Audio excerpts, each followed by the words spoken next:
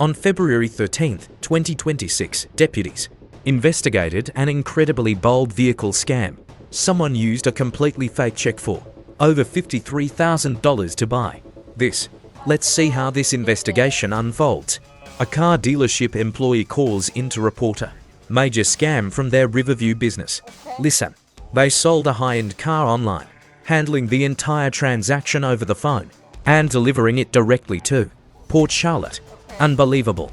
The female buyer signed all the paperwork and handed over a business check. Then, that check bounced immediately as fake. The dealership is desperate to get their expensive vehicle back from her right away. They want to report a theft, but the deputy quickly explains a major catch. Since they handed over the keys willingly, it might technically not count as theft. Now, watch how the deputy suddenly gets distracted here. A suspicious car pulls up directly behind his patrol car. This is always a major safety concern. He gets back to the case, asking if they have the suspect's full paperwork. They do. Everything is documented. Perfect. They already filed a report with another local sheriff's department near their office. The deputy notes this critical detail. The other agency actually classified it as grand theft due to the fraud. It was a blatant scam. The deputy wants to know if her real name was matched to the driver's license she provided on the check, but she actually used a business name to buy, registering the expensive Jeep under her fake company, effectively hiding her true identity there, making the bad check match her business identity. The victim did some initial research first, checking if her name linked to the company. Everything seemed to line up. Standard due diligence to prevent a scam. Now they are handing over the evidence, including the ID and purchase contract, and the check. The deputy asks about prior reports. They had already contacted another agency, who took the preliminary details, but because of jurisdictional rules, they had to file here instead, where the handoff actually happened. Classic law enforcement passing the buck here. The deputy knows how it goes. Next, the victim shares the contact info for the initial responding officer involved to coordinate their investigations. This makes the deputy's job easier. Then, a key question is asked: where? The location is a bit unusual. At Target. Right. He explains that remote deliveries are common. Many vehicle sales happen entirely online now, with buyers sending funds remotely, but usually they deliver directly to the customer's actual residence. Let's look at the major red flags here. She insisted on meeting in public, claiming the car was a surprise gift for her boyfriend near work. This was just a clever distraction technique, a common tactic to rush the process. The dealership sent an employee to handle delivery. It was an older gentleman who regularly assists with these long-distance drops. He was trusting, understood. He drove the vehicle down without questioning anything. He had no reason to doubt, but unfortunately, they were targeted. He catches a rideshare right back. The deputy asks how they flagged the check as a fake, and the manager explains she had actually been out sick recently, running the finances as their office manager. Processing deposits is usually her main job, but this specific bad check slipped by. Since she was away, a coworker took it. Without suspecting a thing, he accepted it, handing over the keys, totally blindsided. Then they sent it to the bank. The office had another employee run it to the bank. They had no idea they'd been hit, until a rival dealership called to warn them, where the exact same woman bought another car, using the identical scam just days prior. She handed over the exact same check. Notice how she already has a copy ready. The forgery is a perfect match to theirs. Virtually identical duplicates. The deputy listens. The other dealer reached out. After trying to lure her back in, he phoned her up with a clever excuse, claiming there was a banking glitch, to get her back onto the lot.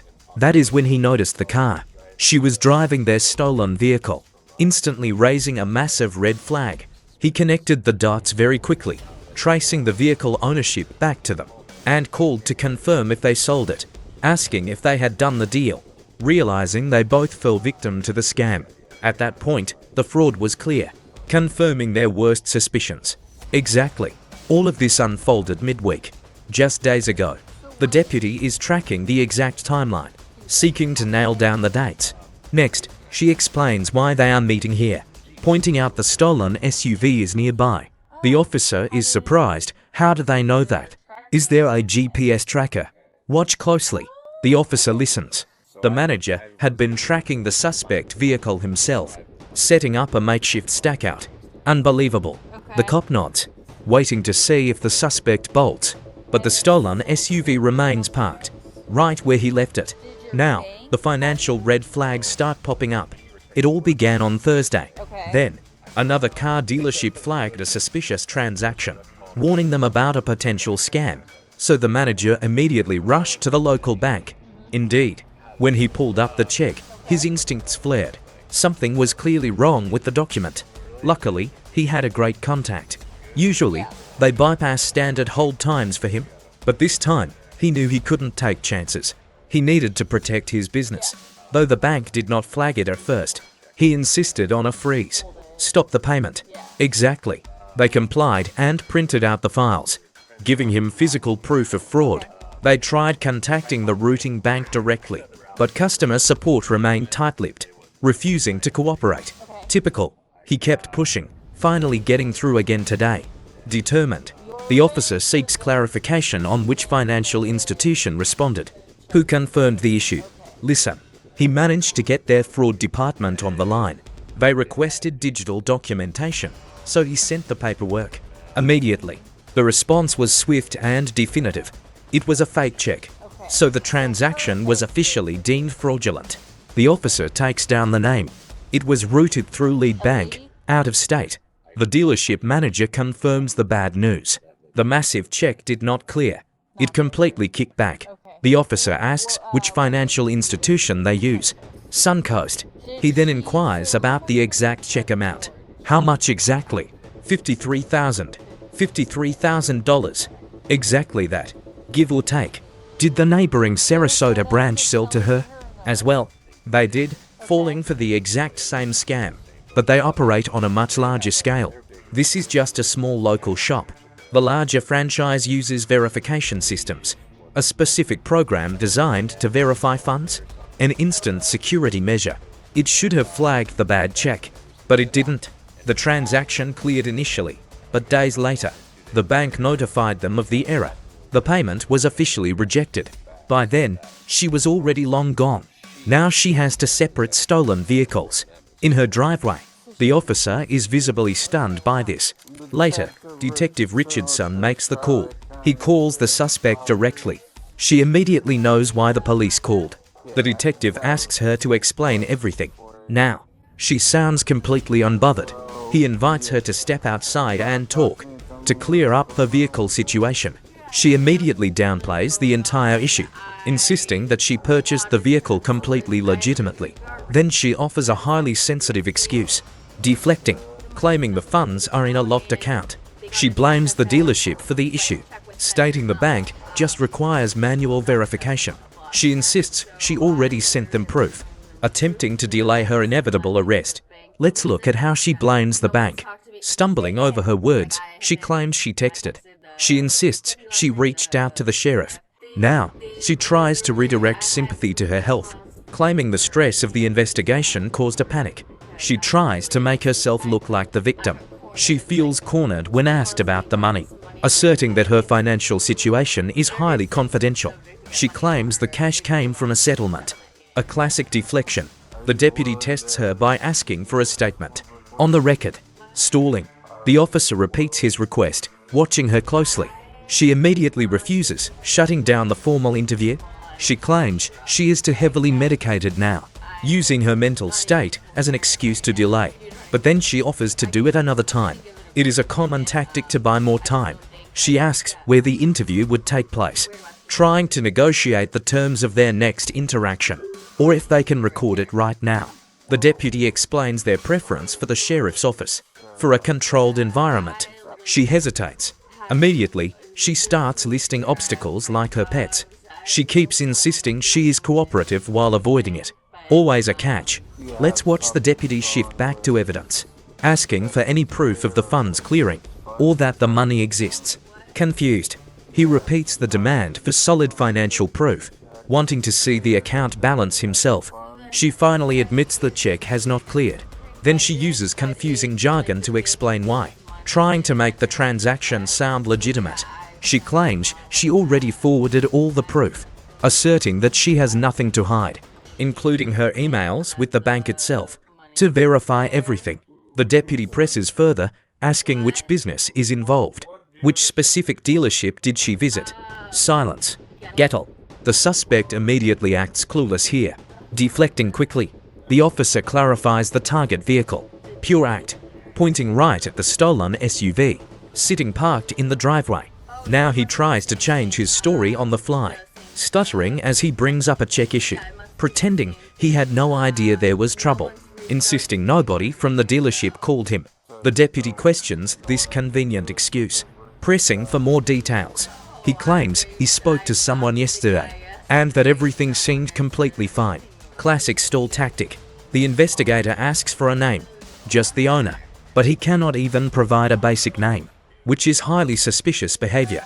Instead, he pivots to some random parts story, mentioning a wrong tire and charger, anything to distract from the auto theft.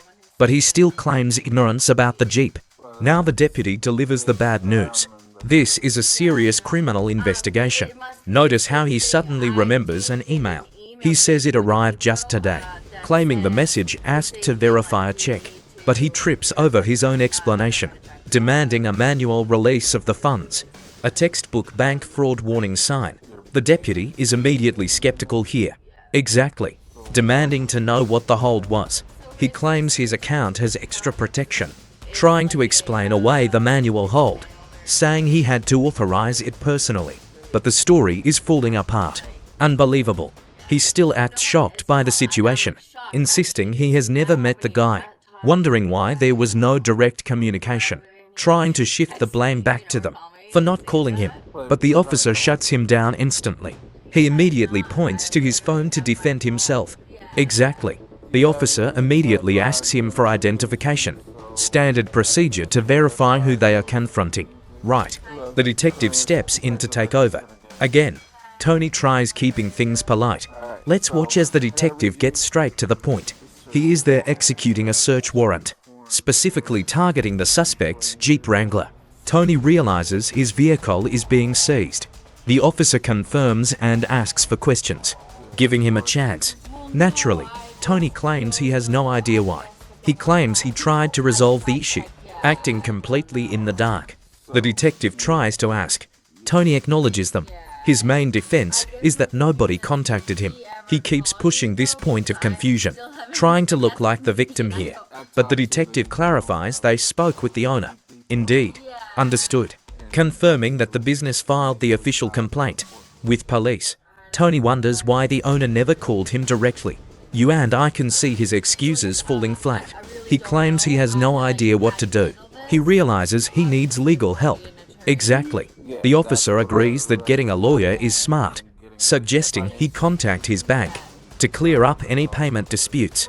Tony then mentions dealing with another dealership entirely, trying to bring up a completely separate vehicle dispute. He claims they refused to take his money. An incredibly strange defense in this scenario, but the police are not interested in that. That is a private matter for him to settle. Law enforcement cannot get involved in civil issues. The officer keeps things very clear. Tony finally seems to realize his situation. He admits that his behavior looks highly suspicious. She claims she has never been in trouble. She is clearly terrified of what happens next. Let's watch how the deputy handles this. He tries to reassure her, staying very calm. He explains they are only seizing the vehicle. Once they get it, they will leave. Understood. Understood. The deputies just want her keys right now. After that, they will clear the scene. This is classic de-escalation by the police. He is actively keeping her relaxed, but he hints the investigation is far from over. For now. Right. He deflects any immediate legal concerns she has, asking directly. You can hear the genuine anxiety in her voice. She worries about who will watch her dog. The officer shuts down her fear of jail. Even so, she keeps looking for a solid guarantee. He gives her some very basic advice. Simply cooperate. He advises her to call a lawyer next. They will likely do a follow-up interview later. Once things have settled down a bit, he wants a voluntary statement from her eventually, to help build the full case. He acknowledges her unstable state of mind. He is careful not to push. She openly admits to her psychological struggles. Severe stress triggers a dangerous crisis for her. Keeping her calm is absolutely vital right now. To avoid an escalation, the deputy keeps the interaction strictly professional. He takes the key fob to wrap things up. Watch this. Now, let us look at a completely different encounter. A mysterious 911 call. She claims she was asleep. The officer is skeptical of her story. He probes further. She insists she is just very ill. Yet dispatch definitely received a 911 call. Let's watch how this officer begins a welfare check. He immediately asks her to step outside. This is a tactical move to control the space and see her hands. Compliance. He alerts his partner of her movement. Safely. He repeats the safety question to verify. Looking for physical trauma. Denied. He spots male nearby. Confirmed. Once more, he coaxes her out. But now she begins to hesitate. She questions the origin of the emergency call. The officer explains the call pinged right here. A duty to check wellness. She immediately tries to end this interaction quickly, stating she is alone. You and I know officers must verify visually. Looking only at the front is never enough to guarantee safety. Skeptical. He remains persistent. Command presence disguised as a request. She starts pushing back on authority. He keeps his true objective hidden for now. Waiting. She demands more details first. The deputy deflects to keep her calm. Hesitation. She realizes her threshold is her defense. Standing firm. He finally mentions an active investigation. Listening. Trying once more to persuade her. But her refusal remains completely firm. Demanding transparency right now. The officer plays dumb. Then she brings up legalities. A warrant. Confusion. She asks again specifically. No warrant. We see she retains full control. This leaves the entire situation at a complete standstill. Let's watch. The suspect immediately questions why they need to come out. Why? Notice. He is clearly hesitating to open the door. He wants to negotiate, using his loud dogs as an excuse. Classic stall tactic. Now he claims discomfort, saying he is still half asleep. Seeking more details. The officer calls in his supervisor here. Good move. The suspect agrees. The sergeant takes a soft approach, explaining there is an active case. He wants to build trust right off the bat, trying to keep the tension low, assuring him they want a smooth interaction. But then he drops the real bombshell. There are warrants for him. Total shock. He is accused of systematic fraud. Unbelievable. Serious felony charges. Suspect demands details. It is him. He immediately denies it. Apparently it involves a vehicle. The sergeant lacks specific details. Right. Officers often do not have every detail on hand. He suggests the suspect already knows why, since detectives likely already spoke to him. That is standard procedure. Now comes the inevitable next step. They must take him into custody. There is no avoiding this arrest. The sergeant keeps it professional. The suspect asks if they can do this tomorrow, claiming he needs to arrange pet care. Seriously. But the officer is willing to make a deal, appreciating that the suspect is cooperative. This helps keep things calm and safe. Today, we are looking at a masterclass in de-escalation. The deputy immediately addresses her beloved dog. Instead of playing tough, he lays out options. He offers phone privileges to secure her help. This builds trust during a high-stress arrest. Explaining the bond hearing keeps things predictable. He reassures her she won't be trapped. That is a textbook tactic to prevent panic. His main goal is keeping her calm. Once the pet's safety is assured, suspects cooperate. Basic needs are met before the court appearance. Then she faces a judge. He is giving her a realistic best-case scenario, but he adds a crucial disclaimer. If her background is clean, she's fine. He assumes she is a low-risk offender, which means pre-trial release is highly likely. This significantly lowers the suspect's defense walls. Giving access to a phone is vital. It prevents isolation and panic. Jail is not like the movies, he implies. He leverages this help to gain her cooperation. Compliance makes the process much smoother. Notice how friendly these deputies are acting. However, they cannot change the actual warrant. They are not the ones who investigated her. Detectives handled the initial case. This squad merely executes the arrest. They operate as an apprehension unit. Their only job is finding the suspect and delivering the active warrant.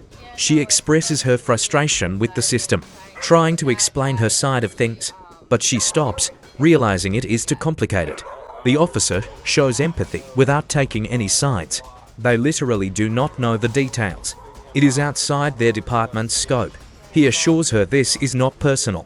Her name simply came up next on list. They were just checking off their task list. Now, they transition back to business at hand. He asks if she has her phone, but now we see a major problem arise. She does not know anyone locally. She has no one to help post bail. The suspect is desperately worried about her pets. Let's watch how the deputy tries to negotiate. He offers a compromise to keep things peaceful. He proposes going inside so she can secure them. This gives her a chance to feed and water them. He reassures her this arrest is only temporary, explaining she can post bail quite quickly and deal with it later. But she explains she has absolutely no local support. She is completely alone in this state. The deputy asks about nearby neighbors to step in. She reveals she is caregiving for her sick sister, fighting a serious illness, leaving her isolated. The officer realizes he must follow procedure regardless. He makes it clear the arrest must happen. Discretion is out of his hands here. Officers do not make the rules. He is simply bound by his duty, so she must be taken to jail. Notice how she questions the legality of the arrest. She does not understand how probable cause works. The deputy prepares to explain the legal process. He details how felony probable cause operates, explaining that a warrant is not always needed, trying to break down the law for her. Her thoughts immediately return to the dogs. She feels rushed and completely overwhelmed by this. Leaving her home so suddenly is a shock. She points out the dogs need letting out. She had been sleeping when deputies arrived. Watch as the deputy shows genuine empathy here. He emphasizes that he is not being malicious. By mentioning his own pets, he builds rapport. This personal touch helps calm the tension, but he must maintain standard officer safety protocols. If she goes inside, they have to follow. This is to prevent flight or weapon retrieval. He genuinely wants to avoid a forced transport. He is offering a gentler path forward here, acknowledging that entering her home is intrusive, but custody legally limits her freedom of movement. It is non-negotiable. She shifts to asking about the warrant origin. The charges originate from a neighboring jurisdiction. Sheriff, let's take a closer look at her play-dumb strategy. She tries to act bewildered by the entire investigation, focusing specifically on the Charlotte County warrant. She repeatedly claims to have no knowledge of the fraud. Then, she blames her prescribed anxiety medication for her confusion. The officer stays calm and validates her panic, explaining he is simply executing an arrest warrant. He clarifies that he does not know the details, since another detective is handling the actual case. He is not part of that unit. He has no information about her prior conversations with the other investigators involved. He hasn't even reviewed the state's evidence. His only task is to confirm the active charges pending against her today. That is his only job. Terrified of jail, she asks if she will be stuck there all weekend. He quickly reassures her, even on Saturdays. Court hearings are held daily. Yes, including Sundays. We see this a lot on weekend arrests. First appearances happen every single day. Now, he moves in to secure her in handcuffs. He guides her arms behind her back gently. The officer keeps his tone highly professional and calm, making sure the cuffs are placed without causing pain to her wrists. He remembers he has not conducted a pat-down, asking if she is carrying any hidden contraband. She quickly claims she is wearing absolutely nothing under her dress to avoid smuggling charges. Here, she insists she is completely clean of any weapons. Now, they carefully help her into the patrol car, making sure she does not bump her head or knees while being secured in the back seat. What do you and I make of this? She was booked on charges of grand theft and worthless check fraud. We are looking at heavy fraud charges, stealing property over $50,000, plus felony grand theft of a vehicle. Their day in court is not over, with the next hearing set for September 9th, 2026 at 1 p.m. Tell me your thoughts on this arrest, and subscribe for more BODYCAM analysis.